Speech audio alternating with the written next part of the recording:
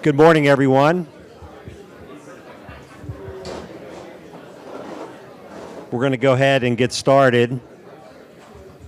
I'd like to thank you all for taking time out of your busy schedules to join us this morning and this afternoon. My name is Rick Ponton. I am one of the co-chairs of the Austin Advisory Group of Nacd, and it's my pleasure to welcome you here today for a great topic that can never get enough attention, and that's forming a board of directors for a startup or an emerging company.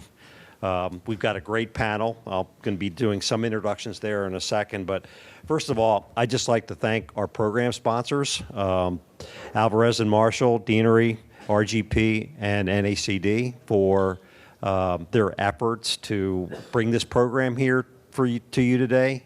I think you'll see as we go through this that it will enlighten you, educate you, inform you, and make you better prepared as you navigate the startup world and how you can implement programs that improve good governance, good decision making, good strategy, good personnel decisions.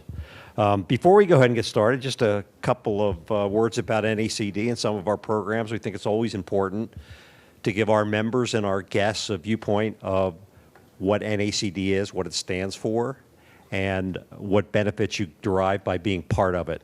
You know, we just went over the 20,000 member mark, which is an outstanding accomplishment.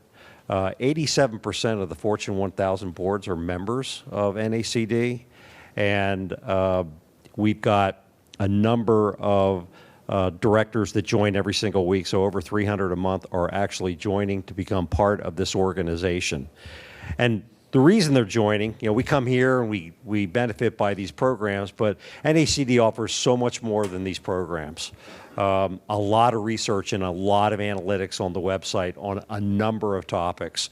And I will tell you, over the last 3 or 4 years, the topics around emerging boards and emerging companies has really increased in terms of the focus of what our national organization is doing. Every day we get an Nacd brief in terms of what's happening around the country with governance and issues. I find that to be outstanding, and I'm sure many of you do as well. There's the e-magazine. There's references to how Nacd can actually help you recruit board members and how each of you could be resources for Nacd to be part of that. And of course, we have our programs here, our breakfast programs, our lunch programs. We sometimes have evening programs. One of the things we're going to kick back up this year is peer-to-peer networking, small dinners, small lunches for a small number of people where you can really get intimate on a subject. And there's tons of webinars and there's tons of national events that you can take part of, including one that's going to be here locally called the Emerging Corporate Board Forum. This is a brand new program. It is for companies that are in the startup and the emerging phase. We asked for it to be here in Austin because we believe that this is the hotbed for what you're going to learn about today and participate in and give us feedback on. That's in October. It's an outstanding program, and you know, it's just one more step that Nacd at a national level is taking in order to up our game for the emerging and startup company, which is very important to us here in Austin. Around our chapter, the TriCities chapters has locations here in Austin, Houston, and San Antonio, and we have a number of programs. We obviously have this program here today. We've got a couple of great programs that are going to be happening in September, in October, you know, around adding diversity to your board, about protecting data, which is important no matter what size company you are. So we think we've got some great programs here. If you're in the Houston area or San Antonio area, we have a number of programs there as well that are just as compelling and just as interesting. So hope you'll take up as part of your membership all those programs and all that comes with it. Okay, now let's get to the program. First of all, before I introduce Rick, there are cards on your table. If you have any question at any point in time that you'd like to ask, Please use the cards, write your question on the cards, and Becky and Jen and others will be around to pick those cards up. So please do that. Please don't hesitate. The Q&A is the most important part of the presentation. So let me introduce Rick Timmins to you. Rick, I've known Rick now, I think, for, I guess, about 4 years. I first met him as part of my role here in NACD. I've really gotten to know what kind of a man he is and what kind of a person he is and what kind of a leader and how he thinks about startups and entrepreneurial companies. But he didn't start in this world. He started in the big companies. He started at Motorola. He worked his way up the finance chain. He then went to Cisco, spent a number of years there. And then I guess he finally decided to go to the bright side as opposed to the dark side, and that was the entrepreneurial world. Is that pretty much it right there? Yeah. So, he has served as a past chairman of the Central Texas Angels Network. He's now a member of the board of directors of the National Angel Capital Association. As part of his experiences, he's invested in almost 20 companies and provides governance and leadership and advice and counsel. And he's been nice enough and kind enough to be able to put this program together for us. He's a Austin resident for quite a long time and one of our cherished resources here in town. So without further ado, I'd like to introduce Rick, and come on up to the stage and we'll go from there. Thank you. Let's give him a nice round of applause. Thank you. Okay, thanks, Rick. So the number of companies I've invested in is a little off. Oh, it is? Yeah, I've made 49 investments in companies. So I am looking to write the check number 50 company. It may be in this room, I don't know. Before I get started, thanks for y'all coming here. I've made a couple presentations. You can't hear me? Can you hear me now? Can you hear me now? Can you hear me in the back? All right. All right. So I've made a couple presentations in this room previously, and none of the people in the audience here today have previously been in some of those sessions, because in my wallet here I have a $100 bill. And I was ready to provide it to anyone who sat on one of the whoopee cushions over there.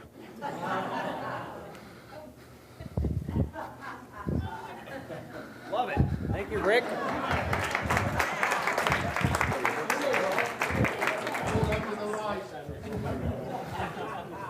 We'll talk later. So, he did it. He earned it. All right. It's good to be here. We're going to talk about startup boards. But I'm going to have a group of individuals that's also going to help me do this. Mitch Jacobson is currently the executive director of the Austin Technology Incubator, or ATI. Very, very influential group here in town. His perspectives will be very, very helpful. Charlie Plotch is a partner at S3 Ventures, a very, very active venture firm here in Austin on fund number 3? Six. See how much I know. Fund 6 here in Austin, and as I said, a very, very active venture group. And then finally, we're going to have Chris Ripley. Chris has started over and been involved with 10 startup companies, and he's only 26. He's older than that. But he's been involved in many, many startup companies, currently the CEO of Smarter Sorting. His perspectives will probably be the most helpful because he's been there, done that. And when we come up for the panel discussions and Q&A, I think his insights will be very, very valuable. Okay, so let's get started. So that's what I'm going to go through. We're actually going to quiz you. You will have a test. We will start that off in a moment here, but then I'll go through this material. It'll take about 25 minutes to go through this. Hold off on your questions. I think they have these Q&A sheets or cards or something that they have. Is that right, Jen? Cards that they can fill out to ask questions. We'll collect them, and when we get up with the panel, you'll have the opportunity to submit those questions and hear what the panelists have to say.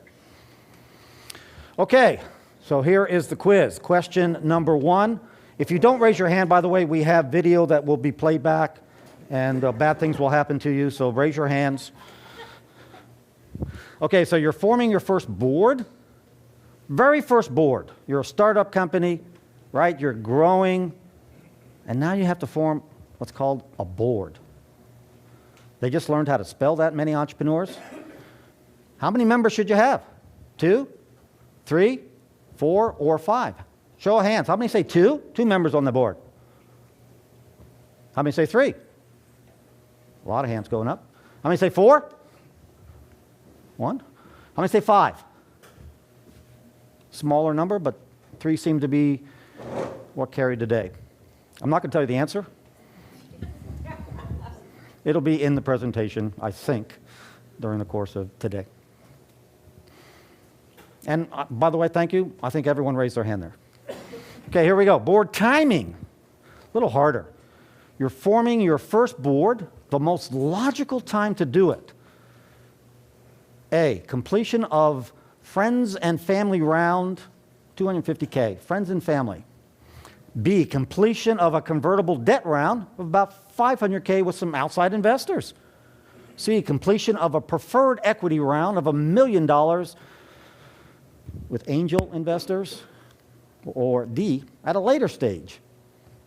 Show of hands. How many say A? Friends and family round. Quite a bit. Okay. How many say B? Convertible debt, $500K. A lot of hands. That may carry it. We'll see. C, preferred equity, $1 million. Okay, that's in the minority so far. B's carrying it. D, later stage. Hand goes up for that. Okay. This answer is in the presentation. Finally, last question. You're the CEO of a vegan-based consumer packaged goods company and are making the decision on who to place on the board. You should select a knowledgeable and involved family member / investor. Dad, maybe. B, seed stage investor and former entrepreneur in a SaaS-based software company. Or C, a famous person, well known in the vegan consumer space. Show of hands. How many say A? Oh, a couple hands go up. Okay. B, seed stage investor, former SaaS base. A lot of hands are going up for that one. Okay. C, famous person, well known. Okay. B seemed to carry the day on that one. That also will be in the presentation today and get your answers. I can see in the audience today, very few got 3 out of 3. Very few. All right, let's go through it. Okay, so when to form a board. So you can perform it at any time, before or after this thing of FF&F. FF&F, friends, family, and fools. Yeah, that funding round. Friends and family often tell you what you want to hear as opposed to what you need to hear. They're family, right? Most successful boards that I have seen are formed after outside equity is raised, usually from angel investors, seed investors, outside parties, outside individuals in the equity round. And what happens is when this equity is put into the company from these outside members or outside angels, 95 times out of 100, they're going to require an entrepreneur to form a board. For the first time in his or her career, these entrepreneurs are going to be required to do this and to provide the appropriate governance, communication, and learning that needs to come from a competent and capable board. And whether it's a C Corp or an LLC, doesn't make a difference on the entity structure. It will be required, and in the documents, the term sheets, and in the documents that get completed, that these boards will have to be formed at that stage. And it's usually a stage that requires an investment, could be as little as $250,000. Oftentimes it's more, but at that level of funding, boards are formed. And there's some data at the bottom of the page. Most boards are not formed when debt is raised, convertible notes typically. Only 4% of the time do they form at that stage, but 3 out of 4 times they are formed when equity is put into the company. So, and today, here in Austin, I venture to guess probably 50-50 in terms of when investments are first made by outside organizations into a startup company. 50% of them are equity, 50% of them are convertible debt. But in almost all cases, when equity is placed into a company, they are forming a board. And so when I give this presentation to entrepreneurs, which I have done now a few times, I tell them that they have to be prepared and willing to do this because it is a requirement for equity funding. So there's actually legal and committed information contained in a term sheet that we ask an entrepreneur to sign, and we will ask them to form the board specifically with the kind of membership that is going to be appropriate and helpful to them.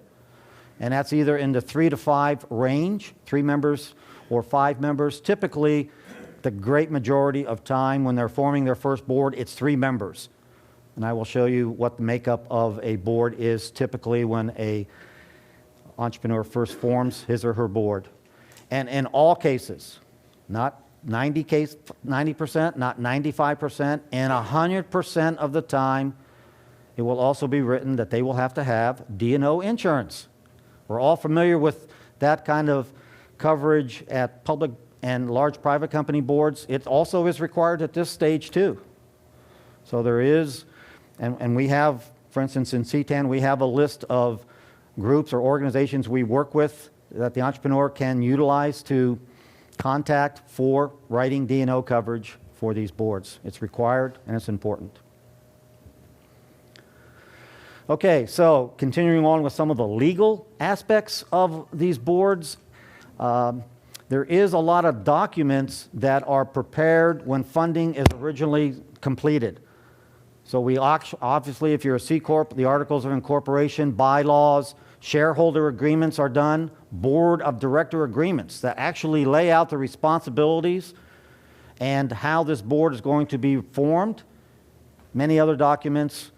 So when an entrepreneur receives funding, typically from an angel group or angel investors, they are put in touch with attorneys that we even have a list of that they can utilize if they don't have their own legal representation, and it'll cost them anywhere from $15,000 to $20,000 in fees, legal fees that they'll have to incur. Oftentimes, by the way, we make the entrepreneur pay for our fees too, so that's double sometimes. But they have to incur these costs to form their boards. It's very important that they do this and they do it correctly and they understand how to do this. And good counsel and good attorneys can help them understand that too. So, board composition, board size. The mythology of creating boards with odd numbers carries into this realm of forming boards also, so that it's either going to be 3 or 5. Typically it's 3. Probably 80% of the time it's 3, sometimes it's 5, but at this very, very early stage, first board, it's 3. Although I'm seeing more and more public company boards with even numbers, but that's another whole story. I think Apple and Facebook, I think, have even numbers on their boards. But anyway, it carries over here. 3 is typical. And what happens is these boards get formed in a way that requires the approval of the preferred shareholders. Typically, the equity investments that are made at this level are preferred shares. And these preferred shareholders, subject to CEO or entrepreneur approval, are nominated by the preferred shareholders and vetted by the CEO, such that one of the investors who's been interested and involved in this company will join that board for the first time, is the typical composition of an outside person. Oftentimes, if there's a co-founder with the company, he or she will also be on the board, or another inside person into the company, one of the very, very senior people in these companies that are generally very small, much oftentimes less than 10 people. But one or two of those inside people, I'll call them, coupled with the outside preferred shareholder, subject to approval of the CEO, is placed on the board, and that then will compose the three-person board. And so it's a balance between inside and outside people. The votes that happen when you do vote on topics, and I'll show you what some of those topics are in a moment, they're very much unanimous or near unanimous every time, just like you do in public company boards. But there is a notion that these independent directors and the inside people are representing all the shareholders, okay? And I'll talk about that again further on in the pitch here. So here is that. So we have to educate entrepreneurs oftentimes about these responsibilities of boards. It's not just, quote, an inside job kind of activity for these people. There's governance, there's fiduciary requirements. And you can see the list of things now that these boards are typically required to do because it's written in the documents that I shared with you earlier. And there is the duty of care at this level and the duty of loyalty so that they are representing all shareholders and that there's no conflicts of interest. And then the last item on the chart here, at this stage, and even the next stage that I'll share with you in a little bit, there's no subcommittees here. There's no audit committee. There's no compensation committee. There's no governance committee. We got 3 people on this board. Come on. We don't need that at this point. And I've served on, in fact, I still serve on public company boards. So it's very different. And these are really, really important. So I stress this to entrepreneurs when I give this presentation to them, is begin to think about, just as important that we shared with you, the formal responsibilities of what a board needs to do and how it needs to work. There's a lot of informal activities that I think, frankly, are a little more important. Recruiting, helping to grow sales, being able to speak to potential customers, being able to speak to employees, help with recruiting. And so you want your preferred shareholder or independent board member to think and be able to be utilized in a strategic manner. And so when you join these boards, it's oftentimes these activities that to me are more important, and if done proactively and effectively will result in a good CEO and a well-run company. And again, I feel that these responsibilities, as I've served on I've served on 8 private company boards, I serve on 1 now. I feel these tasks are more important. What I do informally with the CEO is just as important, if not more important, than the formal responsibilities I shared 2 slides ago. Sorry about that. Okay, so there's this notion of, and we come across this a lot in startup companies, advisory boards. And I've given some negative comments here that you can see on the slides with respect to advisory boards. But at the end of the day, if you run advisory boards properly and appropriately, they can help. But I find oftentimes, in more cases than not, entrepreneurs don't use advisory boards well, and they almost put them up for show as opposed to making them effective. So you can use advisory boards, particularly in life science companies, medical device companies, pharmaceutical companies. These kinds of individuals, subject matter experts I call them, will do a good job for you and can help, but you have to use them effectively. And by the way, you have to compensate these people.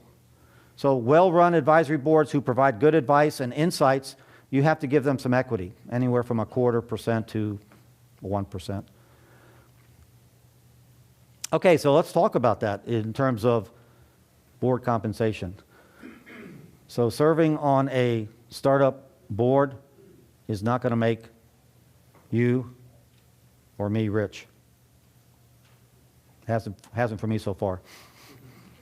But so I go to a board and I will serve on these boards for equity, not much, anywhere from 1/4 to 0.5%, 1% equity, called stock options that will vest over 2 to 4 years.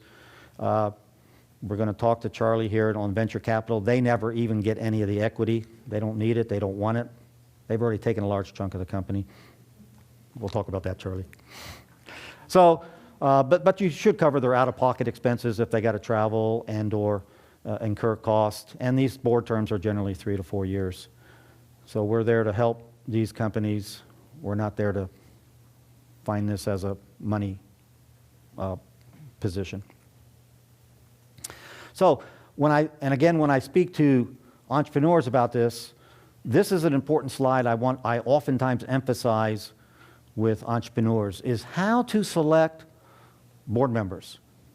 This is not a trivial task, and it needs to be thought of very strategically and very importantly, because it's hard to fire board members.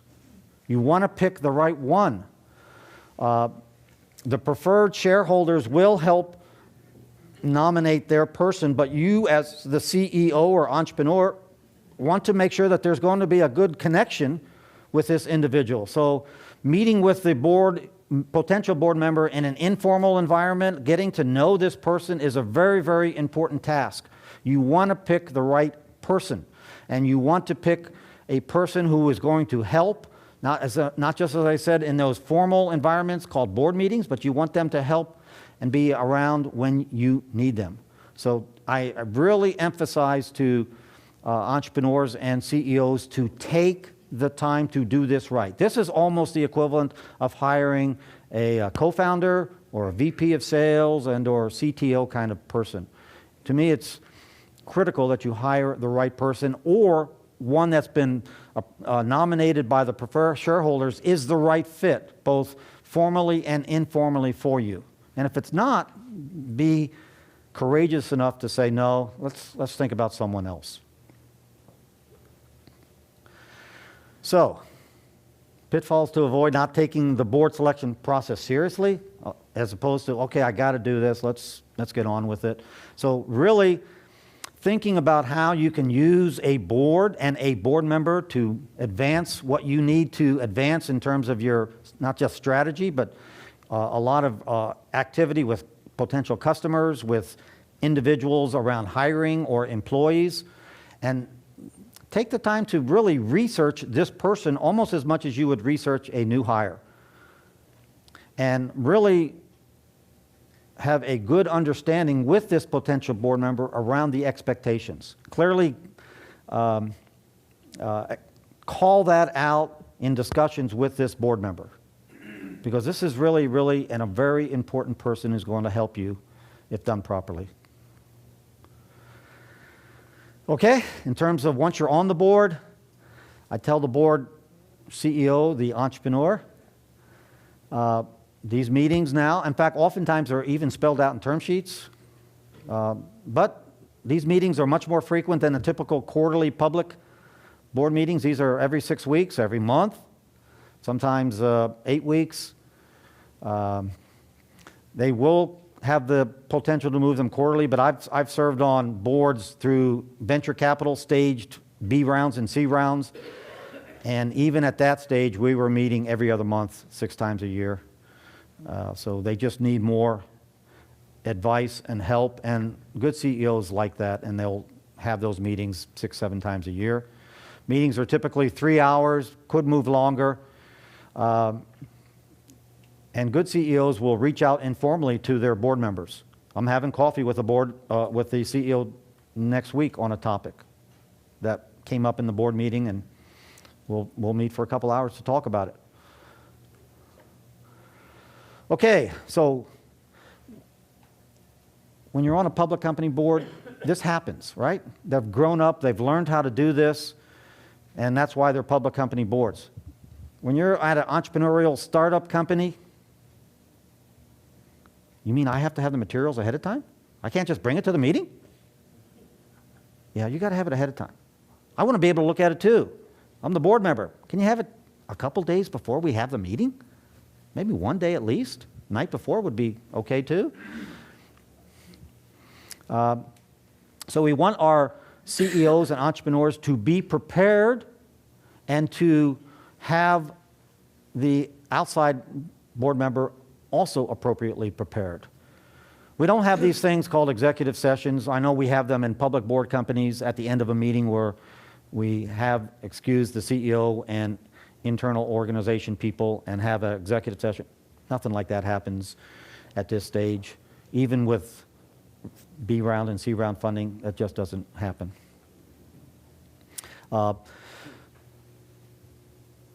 These board meetings will typically, as I said, last 2, 3, 4 hours and be frequent. Okay, so I tell entrepreneurs, please don't give me a surprise. I don't want to come to this board meeting and hear for the first time our CTO is resigning. Please. So don't give me surprises. And in the meetings, you have to be frank, you have to be honest. So I want to hear the good, the bad, and the ugly. I want to hear what's going on that's well, what's going on that's not well, and what's going on that we can collectively decide on to improve upon. Okay? So last couple slides here. This is something that happens not too often, at least item number 2. Item 1 is pretty good. I see a lot of good CEOs do this, where they become accountable in our board meetings. I actually take minutes. We take action items, and we report back out on them. Kind of a basic thing. But if we're going to decide all these things and on a course of action and move forward at these board meetings, let's decide what it is we're going to do and how we're going to be doing it and when we're going to be doing it and get it out so everyone knows. And then more importantly, this is a topic number 2 that I can give a whole different talk on, is how boards at this stage prepare for something called an exit. We don't do that very often. And I'm not talking about an exit that's going to give an IPO. That happens so infinitesimally, did I say that right? Small. We want to work on potential exits where a strategic acquirer could maybe acquire us for $50 million. And with cap tables and the way they're put together, a $50 million exit at an early stage with an entrepreneur keeping 60% of the company and the employees, that's life-changing money. We can do that. But we have to work on it. Takes time, takes effort, takes 2 or 3 years. So 12, 18 months into a board formation, we're going to start to talk about this. Just like identifying potential customers, let's think about how we can identify potential acquirers and what is a roadmap for that. I think that's an important topic that oftentimes is not discussed, that should be discussed. Okay, so last slide, I think. These are outside resources. All of them are good. NACD resources are good. The first 2 are really good on those additional resources. That Kaufman Fellows website is very good. And then Brad Feld, many of you know Brad Feld is one of the co-founders of Techstars and a very, very good entrepreneur and CEO himself. He's written a book about this, and you can read his book on boards. I get a lot of his idea, a lot of my ideas from Brad. I met him too, he's a good guy. Okay, I'll skip that for now.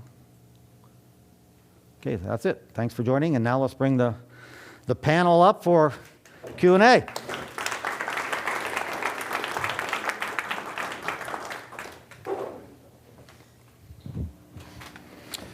So I think there may have been some questions already been circulated. And now these guys get to get on the firing line, and I get to... Should we start with all the things we disagreed with about your presentation? That could be a good idea. Yeah, I'd love it if I've never gotten dismissed during the board meeting for the other folks to talk about me. That's good. Before we Yeah. have questions, let's hear some of you guys' thoughts about what I said. I And actually think I got all 3. oh, you did? Nah. It was a great presentation. The only thing I would comment on is around the executive sessions and board meetings. So Oh, okay.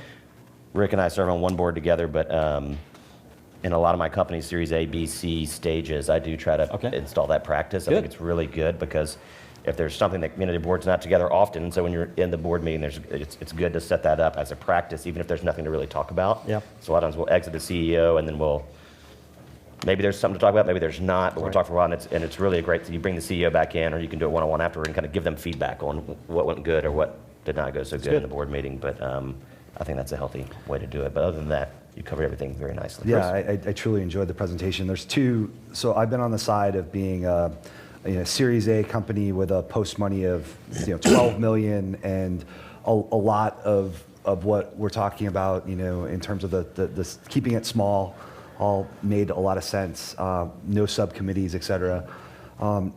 Now with a much larger Series A company, burning much more cash per month. We're burning about 800 grand a month. So we end up with a little bit more governance and a little bit more subcommittees and just a little bit more of a unwieldy board sometimes. But I think it's a realistic requirement given the amount of capital, I think. Okay. And the thing that I would add in the advisory board section is, because at the Austin Technology Incubator, we are dealing with pretty early stage companies who normally don't have a board of directors when they get to us.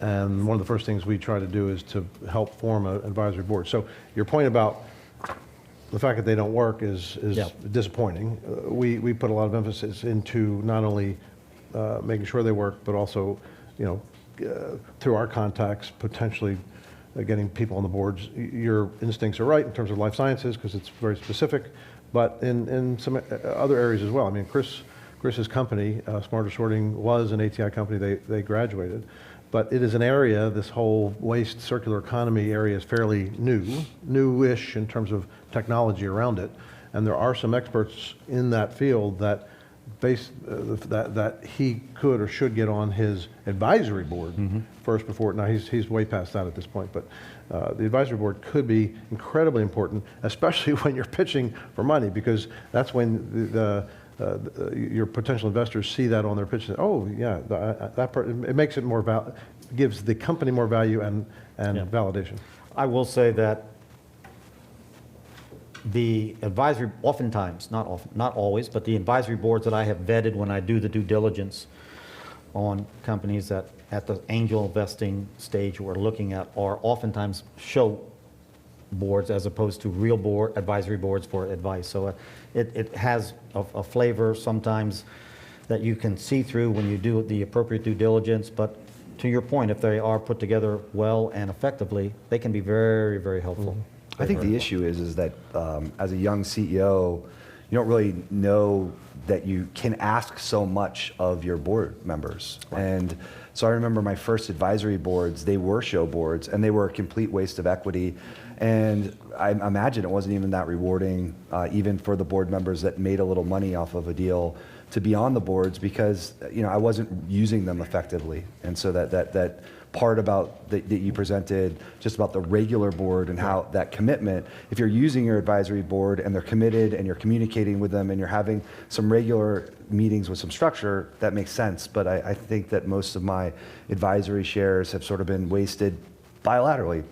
I've wasted my shares and they've wasted a lot of their time because it hasn't been structured as much. Now when we got to ATI, they really taught us how to use an advisory board, and we got better at it, but we sort of needed to know that was the right thing to do. But I'm curious about your opinion. When you see a company that's coming out of an incubator or something, they've already raised a seed round, going out for a Series A at this point, what's your, and they may or may not have a board of directors based on the funding, what do you look at for an advisory board? Yeah, so I would agree with Rick that they're usually not providing much value because they're not managed well. Typically, I don't put a lot of weight when early stage companies throw up, all these people on my advisory board. So like, hey, you want to be on our advisory board? Hey, here's a grant. Like, they don't do anything. Where I've seen it work well, and have seen it work really well a few times, is when there's some type of structure where you're meeting, even if it's just annually or semi-annually. You have all these people in the same room. You're doing a strategy session or something to that effect, and so you're actually getting them engaged. Other than that, they sign up a famous advisor or well-known person in the industry, and then they never talk to them and they never meet with them, and they say I don't get much out of it. So I don't put a ton of weight in it. I mean, it's good if they're interested. It's not a negative, so I would say it's a positive. We just don't put a lot of weight in it. But I've seen one company in particular does a client advisory board where they have their largest clients. They form this board and they meet with them 2 times a year, and they come in and we get all this. The whole board will come to the client advisory board meeting. We do it before one of our board meetings, and you just learn tons of stuff about the industry, and you'll get feedback on the product and stuff. So having Matthew McConaughey or Andy Roddick on the board doesn't do a whole lot. no, not a whole lot. I get you a little extra press on the funding or something. Here's a couple, a lot of questions that we've seen come in, and here's the first one. Of the top 2 or 3 things boards should not do. Come to meetings unprepared. So there's a work component and a plan ahead and understand ahead what's going to be. Yeah, I mean, you were talking earlier about materials coming out, a day or 2 in advance. We try to get them 48 hours in advance at least. Most entrepreneurs not meet that deadline, so I'm often on a plane ride to some board meeting and reading the materials. But still, even if you're up late the night before the meeting trying to get the materials done, if you're at the meeting and you haven't gone through the materials, then you're going to be unprepared and not really, have some good thoughts or comments. So that's kind of the number one thing. But yeah, talking too much is another. I was actually just going to say that. I think just the other way, which is non-involvement to too involved. There is I've got, and this probably isn't in the venture capital stage. It could be, I guess, but from a seed stage, if you actually do form a board at 250,000 or 500,000, and you've got the 3 or 5 folks on that board, and this is personal money, this is angel money, and this is I think most folks that are investing, it's from C10 or Swan or some of these other groups are professional enough not to do this, but I think getting involved with their business on a daily basis could be. I mean, these guys are busy. Building a startup business is hard. It takes a lot of time. They're working this 24/7. If you're getting a call from one of your advisors or your board of directors, 3 times a day, that's not good either. That's a good point. I've seen that happen, and that is not a good situation when the board member gets too involved in the business. Board members should not be opining on product roadmap details. Right. Like, high level, yes, but. Yeah. All right. When an outside independent board member is brought on, what skill sets are you typically looking for? We start off with a mirror test, and so they fog the mirror. That's excellent. I've done this extremely poorly, so I'm learning more about how to select the right independent. But what we were looking for is to fill truly diverse slots in our company. So we had a couple people that had done startup. We have some finance folks. We wanted to find some people that had some later stage experience, as an example, and then fill in some industry specific. I don't know how to stop that, sorry. Industry specific was also something we were looking for. Is that you making all that noise? I guess, I don't know.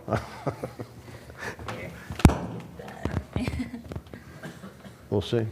Here's an interesting question. I've had some experience with this, and I can give a thought around it too, but I'd like to hear from you guys. What do you recommend for directors of a company in crisis, i.e. bankruptcy, or directors who believe the company is being mismanaged? What do you recommend directors do in the situation of crisis? Yes. Yeah. Do your best to save whatever you can. I was just chatting with Rick before this. Unfortunately, the ones that get in trouble, and I've been on the board of a couple of companies that didn't work out, and several that have worked out very nicely, and the ones that tend to work out and do better tend to take less time than the ones that get into trouble, and they have bank debt, and their liquidity is less than the amount of debt they owe, and they become in a liquidity crunch, and there's certain responsibilities you have as a board member to notify the bank and start trying to do what you can to get the bank repaid at some level. I've seen that happen before, but you got to roll your sleeves up and get hands-on to try to get whatever outcome you can. If it's in that kind of crisis, I guess there's other crises too. But yeah, I would say, managing crisis as a whole. There's lots of books out there about managing crisis. It is just like anything else. Crisis in your life, crisis in your business. You got to, be somewhat calm about it, because crisis management can get really out of hand at a company, especially a small company. It could fall apart like that. Employees could start running, and you could be bankrupt pretty quick, whereas maybe you could save it if you're just totally crazy about it, or your board's totally crazy about it. I think it can go down. The ship could go down faster than maybe needed. I've had some very experienced public board members on my boards that felt like we were in a crisis as it can't be. I swear I'm not doing it. You can't be me. I don't, it's your fault. Just happens So when you talk. I don't know. publicly traded board members that felt like we were in crisis because we were growing so fast. So when you have zero revenue and your first contract's going to be $12 million at 80% margin, and you are growing from 10 people and then you're going to hire 30 people the next quarter. I've had that feel a lot like crisis when the director was sort of used to sort of a smoother sailing ship. And I think a lot of startups just aren't smooth sailing ships as they're growing. And so I know that that's not the crisis question that you're asking, but it's interesting how sometimes the emotions are similarly mirror each other depending on the experience of the board member. I was actually put on a board that received $5.5 million of outside angel funding, no venture capital funding, so a significant amount of funding, and the company was mismanaged by the CEO on a 3-member inside board. And I was put on that board specifically and solely to fire the CEO. And that was a very, very big challenge that literally had an attorney for the company there in the meeting, an attorney for the preferred shareholders in the meeting, and an attorney representing literally the individual CEO in the meeting.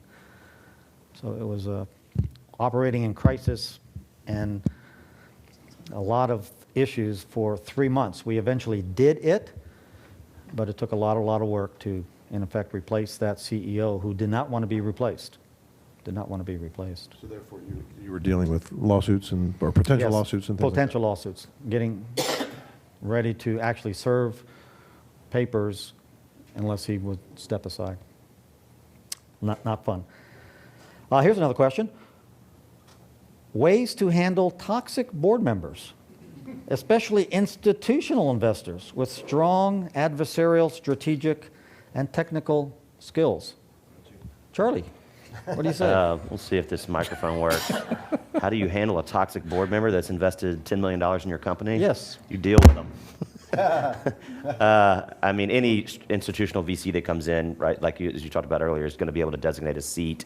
And I don't know of situations where seats get changed outside of somebody leaving a firm or something. So, but ideally, you've spent a lot of time getting to know that investor before they invest. You've talked to other founders that serve on boards with them, and that's one of the things I do before I'm closing around. I give, the founder the email and cell phone numbers of all the other founders and CEOs I work with, and say, call them up, talk to them, and if you don't have a VC that's not willing to do that, well, that should be a red flag. But there's not a lot you can do to you can't just kick off the preferred directors. Is there ever a situation where, whether it's the member of the venture capital company that's the board member, or the member of the institutional money that's in, changes people from within the same firm, because in some cases it's because of knowledge or contacts or other things, but just in terms of the fact that that person is not getting along with the rest of the people on the board? I haven't seen it where they're not getting along. I've seen it where somebody leaves a firm to do something else and they get squished. I saw another example where there was basically an outside Texas firm that had invested in small scopes, and they had 2 partners traveling from Florida to Austin, and then it ended up where one of the partners ended up having like 2 or 3 investments here, and then this other partner just had 1, and so they switched it literally for travel and geography reasons, I think. But I haven't seen one where it's going so badly with the partner of the firm that some other partner says, "Oh, I'll take it." Yeah, like that's usually not gonna happen. Yeah, I just there's no divorces from your preferred, so you've got to gut it out and be willing to. I think those communications, when there starts to be stress with a board member, I just turn up the amount of calls per month, and that's been my solution. And it sometimes it's really really tough those first few calls, but essentially just by just being good people and having more time, you end up getting through it. But since there's no divorces, that's your only choice. Yeah, and I would just say that, it is a marriage once you take, investment from a venture capital firm. And if there's a toxic, quote unquote, toxic relationship between the CEO and the investors, that's likely not going to end well for the CEO. That a lot of people think, that there's all these adversarial relationships and boards and there's these big debates and it's negative, and it's the opposite is true, right? Like our founders and CEOs are frankly friends of mine. Like we're talking to them all the time. It's a very positive relationship. You almost never see anything come down to a vote. We do have odd membered boards. That's a practice of ours for obvious reasons, but I've only seen things like actually come to a board vote that was not unanimous, like 1 or 2 times out of thousands of board meetings. And so it's typically a very positive relationship. Even if things are not going great with the company, it can still be positive. Toxic is not a good thing. All right. How should early stage boards go about achieving diversity? That's a great question, and we focus on that quite a bit because I would think that's a hot topic everywhere we go. Unfortunately, we have 4 white men up here, which is not a good thing. And I'm very conscientious of that because we do a lot of this kind of stuff. So we really put a lot of effort into placing a woman or person of color in these kinds of situations, which is not that much different than a board, other than the fact that the board members have to have some kind of skill set or investment or what have you to go for it. I think it takes a lot of effort to do that, especially in Austin, Texas, where we're a fairly white community. And but I think it's worth it in the end because that's the world we live. It's the world we should be living in forever. But it surely is the world we live in today. Yeah, it's definitely a topic that's top of mind, and I think that there's obvious value in having diversity within your board and your executive team. We are often trying to get female independent board members. We have several within our portfolio, and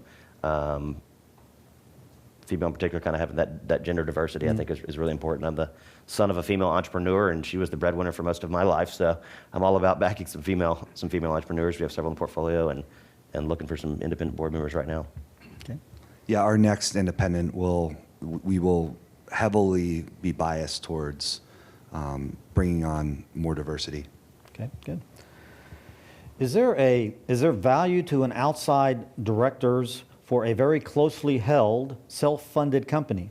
No outside investors, capital. Is there value to these boards? Absolutely. I've experienced that before where I had an exit, funded my next company. It was actually the first company that I had a board for. You need advice from someone. You need a sounding board from someone. You could pay your lawyer. You could pay a consultant, or you could act like a grown-up company and have a board. It's a little bit different. It seems because the director CEO relationship seems to be a little askew when the most of the preferred share is in the hands of the CEO. But yeah, I totally think that's a good thing. I would say, because we do a lot of this, I mean, I sit on a lot of our boards as they are growing up. The biggest thing about a board in that situation is contacts. The more, and that's one of the reasons why mentorship goes on with early stage companies. You go up to Capital Factory, you'll find, all day there's folks like you up on the 16th floor and the 5th floor mentoring early stage companies who might ask you to be on their advisory board or potentially actually form a board of directors even though there's not outside money coming in, because your connections are extremely important to them and their connections. And that's why LinkedIn works so well, right? Because it's this connectivity. And the more people that could help that company, whether they're mentors or potentially invitations to or initiations to strategic partners and customers and things, that goes a long way. Okay. Here's a person maybe challenging one of my thoughts in the presentation. As hard as it is to believe that. What is the reasoning for not gathering or not getting a board member who is famous in his or her domain, as opposed to another type of person? Well, famous in terms of, I mean, if they're in that industry, fine. If it's just Matthew McConaughey because, sorry, Matthew, I didn't mean to pick on you here, but just because he's famous, not sure that. So my son-in-law has a CPG company, and there's a famous actor who now drinks his drink, and so that could do a lot for his exposure in the marketplace. They don't have to become a board member per se, so there's a lot of ways to handle that. They could if they want to invest in the company. So I think it goes both ways. Yeah, I would say I love asking, early stage companies when you're setting up a board or you have some independent seats saying, who is your dream independent board member? Because a lot of founders often don't realize how high they can go to get somebody out of their industry. Like Shakira. Yeah. And Let's take back. how big they can go. And so, our goal is to help them find, and then who is that person? Can we help you get in touch with them? How can we help? And so I think it's just what the goal of the board members to make the company better, right? To help you with governance, strategy, other things like that. And typically, Matthew McConaughey hasn't served on a dozen corporate boards or scaled a SaaS company, even though he may be a great spokesperson and maybe he's on your advisory committee or he put some money in your round and you use him in the press release, but he's likely not going to be able to help you with, a growing company strategy because frankly, they probably have not done that. So I had a business that was in the Boston market, and we used a lot of Boston celebrities, and we connected them to the company in all kinds of ways. The last way I would ever do it is by making them a board member. We were still able to take all of the credit for them being part of the company. We were still able to network with them. We were still able to get what I imagine would have been all or largely all of the benefit had we made them board members, but then we didn't have to deal with them being board members. So. it's me. Oh, here's a question here. Any other thoughts, questions, comments, disagreements? This actually might be the toughest question. Oh, Lord. Now I see what's coming from you. Thank you.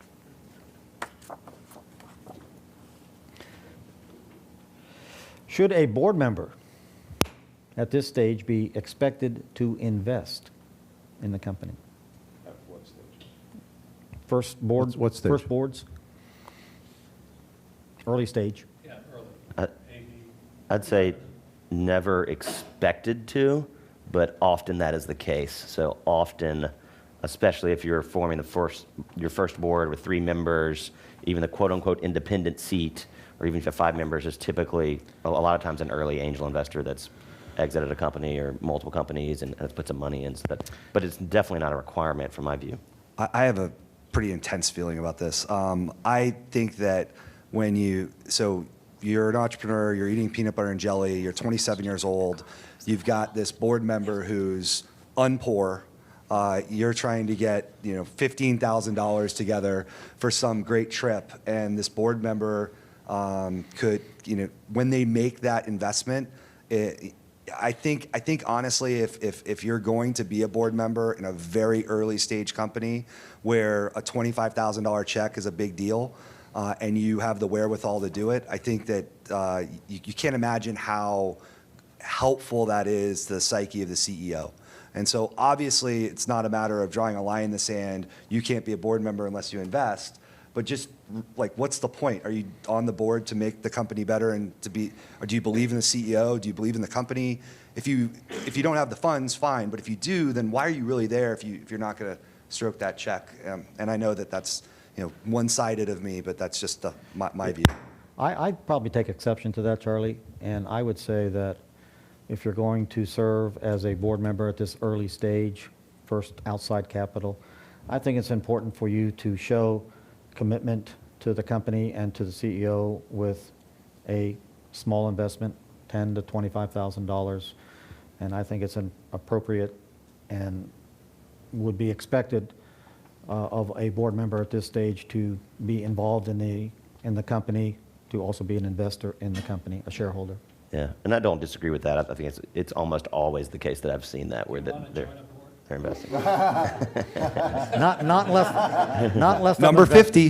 We got the balloons. They're loaded. That brings up a thought.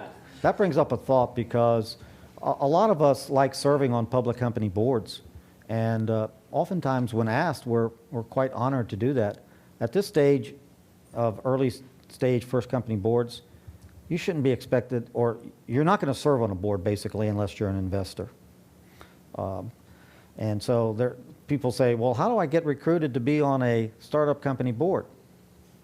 Well, first of all, 95 times out of 100, you got to bring your checkbook first. And you have to be very committed and understanding of the company and all the other positive things. But unless you're an investor in the company, the great majority of times, you are not going to be on a startup company board, period. We're not here to talk about nonprofit boards, but nonprofit boards, for the most part, also expect you to put money in if you are a board member. It is that give or get type of thing. So that translates pretty well across the board. Yeah. Another question, what's the best way for a seed or pre-seed company to compensate a board member? Only one way, some equity. We've had two structures. We've had a 2-year cliff, so 100% vests on the first day after the second year, and then we've done a cliff with 4 years. And our newest attorney has a different opinion, but the same concept applies, that there's some amount of time that you're going to serve, and then at some point you'll end up with a lump sum investment or vesting of those options. What about a CPG company or something that could actually give you product? Oh, that sounds good. Instead Is of- it good? Is it good product? It is good. I don't know. I could get paid in food. Those would be the beer companies or the alcohol-related companies, perhaps, Yeah, which I would are say, a lot in town. yeah, forbidden to pay cash to an early stage board member. It's always equity. I think your numbers were roughly correct, typically about 0.25% a year. You could do 0.5% to vest over 2 years, 1% to vest over 4 years. A smart independent will say, give me the 4 years, and they'll exercise those early options at the lower strike price. I have seen one example where an independent member got paid cash, and it's the latest stage company that I'm on the board of, and we think we'll get public in the next 12, 24 months, and the company is getting to that stage, and this is a professional independent board member. He's literally on the board of like 7 public companies, audit chairman type person, and he has a small cash retainer, but it is minuscule compared to what that company spends on a monthly basis or anything. So that's the first example I've seen where we've paid anybody. We're getting asked for cash by That is people sort crazy. of come. Yeah, it's totally crazy. But LinkedIn emails with a resume attached, offering to be an independent, and saying, hey, $25,000 a year, it's a bargain. It's a strange sort of thing to say no thanks to. Yeah, I've experienced even public companies, if you join their boards, you're asked to be a shareholder, and there's oftentimes minimum amounts of shares that are required for you to own and purchase prior to joining a board. At this early stage company level, almost 100% of the time you are asked to be a shareholder, i.e. an investor in the company, to be and receive consideration as a board member.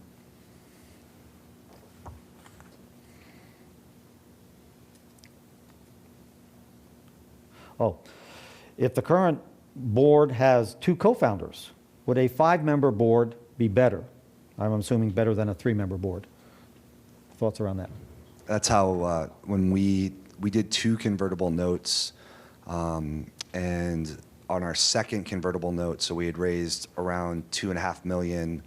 We then started our formal 5-person board, CEO, representative of the common, which de facto were 2 co-founders, an independent, and then 2 investors. The issue that we had was we ended up starting a large board too early, and now in my A round I have a 7-member board, which is really tough. As a CEO at a startup company, I don't have the jet. I don't do the Jackson Hole thing. I never see Mitch there. And so I actually have like a real full-time job, and now I'm managing the board a lot more than I would be if I had 5 or 3. So I think 5, it makes all the sense and logical sense in the world but then you actually have the practical responsibility of, if you want to do all the things that Rick said were good ideas, which I agree 100%, you start getting value out of boards when you start putting time into them, but individuals take time, and those calls on a Wednesday, if I've got 6 calls to make or 5 because I don't have to call my co-founder, that's a lot of time. Which means you should never have more than 2 co-founders. And many do. That's how companies start out. Hey, 3 guys in a garage. Then you have to, so that gets messy. Well, I would say at this early stage of investing, 3-person boards are appropriate. At the end of the day, you don't want, at this stage, you're not asking the CEO or the founder to give up control of the company. When you get to a 5-person board, there perhaps is an implication that there should be independent direction, strategic direction of the company given up by the CEO/co-founder, such that they would have 3 independent board members and 2 inside board members.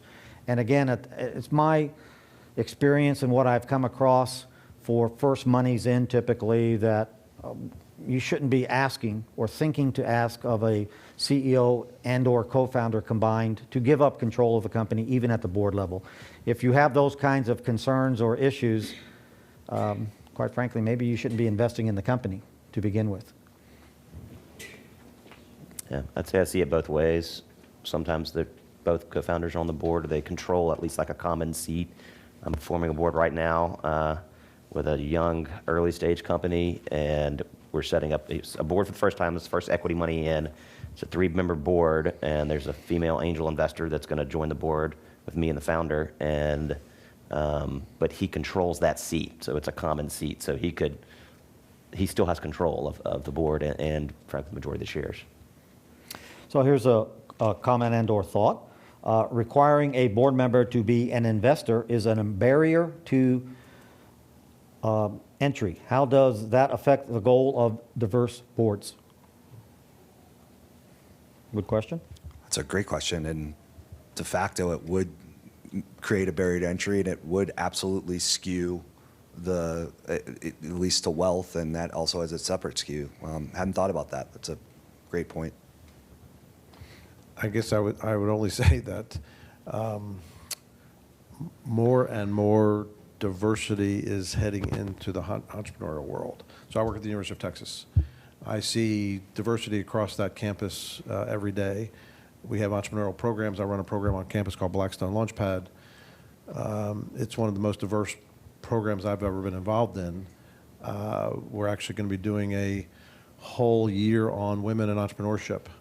So I say that just in terms of, and the University of Texas is not the only university that is doing this. So entrepreneurism and innovation education is now starting in kindergarten.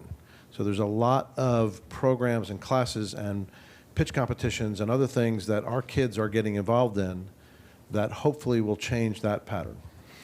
And I would say also that this gets to the core of if we're going to generally require our first outside investors to be, outside board members to be investors, then you have to also look to the investor base, and you have to, I think, also work to create more diversity at the investor level also.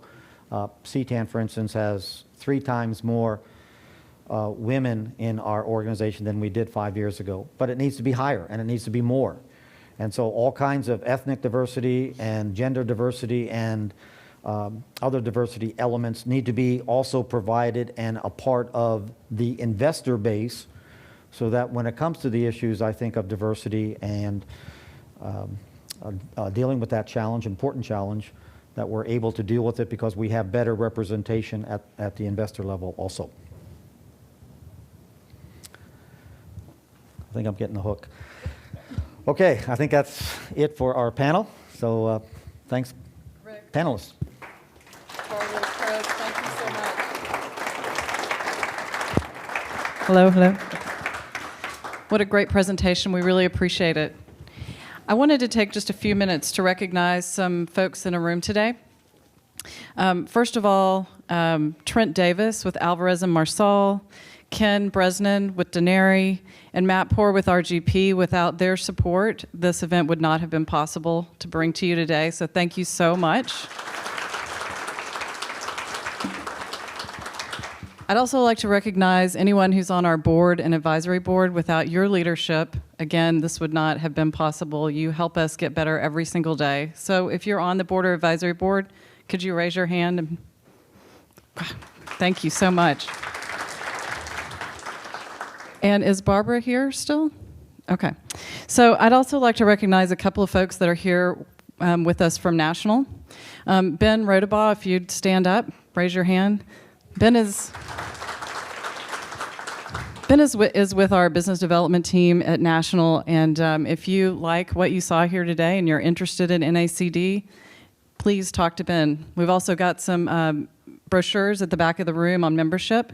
And last but certainly not least, I'd like to introduce you to Julie Pitts, who is our regional director.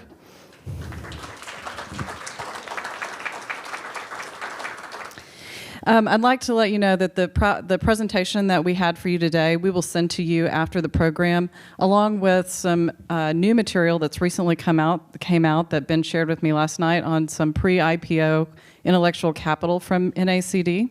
So we'll be sharing that with you, along with the survey. We would ask you, it's so important to have your feedback. If you wouldn't mind completing your survey, we would really appreciate it. If you don't have time to fill it out now, like I said, we will be emailing it, but please, your feedback is so important to us. And finally, I would encourage you to follow us on LinkedIn. You can just search for NACD Texas Tri-Cities Chapter. We're posting information about programs, intellectual capital, thought leadership, so please give us a follow. Thank you so much for coming today. We really appreciate it, and I hope you enjoyed the program.